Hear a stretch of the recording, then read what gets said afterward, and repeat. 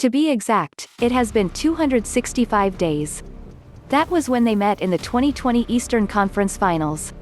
Because of COVID-19 restrictions, they did not go toe-to-toe in the regular season this year.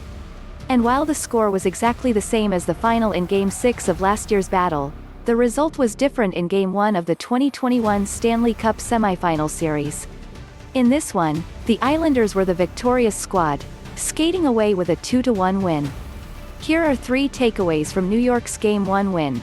Matt Barzal delivered as mentioned in Sporting News Series Preview. Barzal's play is critical to getting New York into the Stanley Cup final. The Isles need him to be at his best.